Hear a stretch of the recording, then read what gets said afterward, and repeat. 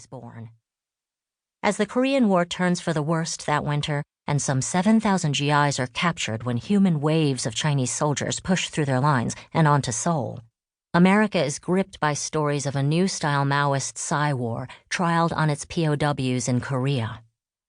An American journalist, and perhaps sometimes CIA agent, called Edward Hunter, publishes allegations of Mao's terrifying new weapon against humanity: brainwashing. CIA officers, journalists, behavioral scientists, novelists, and filmmakers will collude through the 1950s to imagine a powerful machinery of Maoist thought control. This dread of Chinese brainwashing, building on pre-existing terror of Soviet mind manipulations, will balloon America's covert sphere, justifying the existence of a secret state within the state and the CIA's vast psychological operations program. Through a series of code-named initiatives in the 1950s and 60s, Bluebird, Artichoke, MK Ultra, the CIA will seek to reverse engineer the Soviet and Chinese techniques of mind control it has deemed so dangerous. Eventually, this project will morph into the enhanced interrogations of the present war on terror, undermining the foundations of U.S. democracy.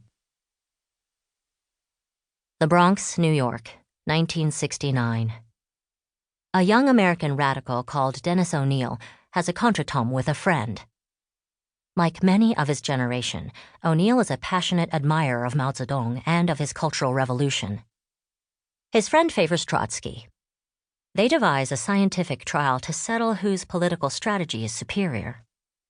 For a set period of time every day, they will each read from their idol's selected works to different marijuana plants on the balcony of their 14th floor apartment.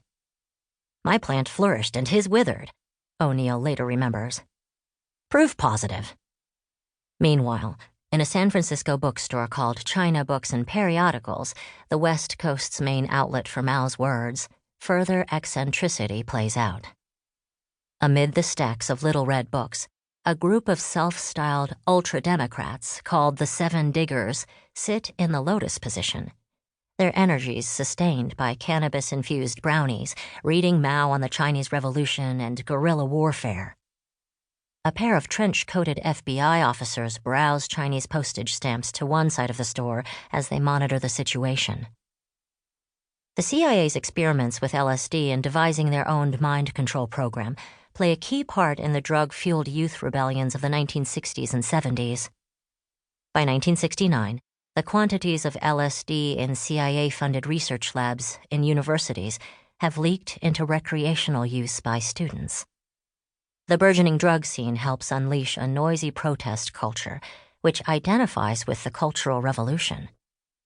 Maoish hippiedom, instanced on Dennis O'Neil's balcony and in Seven Diggers' seances, results. Mao fever spreads across the West. Big character posters are pasted over French campuses. Mao badges are pinned on West German student lapels. Little red book quotations are daubed on walls of Italian lecture halls.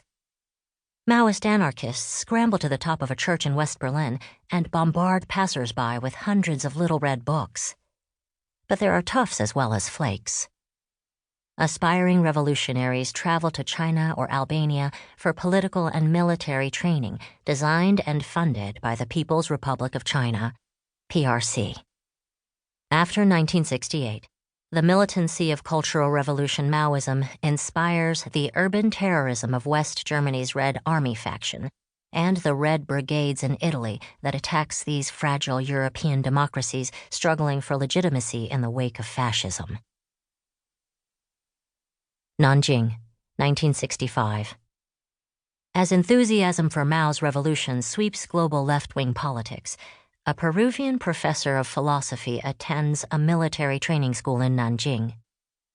It is later speculated that here he met Saloth Sar, subsequently Pol Pot, architect of Khmer Rouge genocide in Cambodia, who also attends classes that year at Beijing's Yafei La Peishun Zhongxin, the Asian, African, and Latin American Training Center just outside the marble precincts of the Imperial Summer Palace, for revolutionaries from those regions.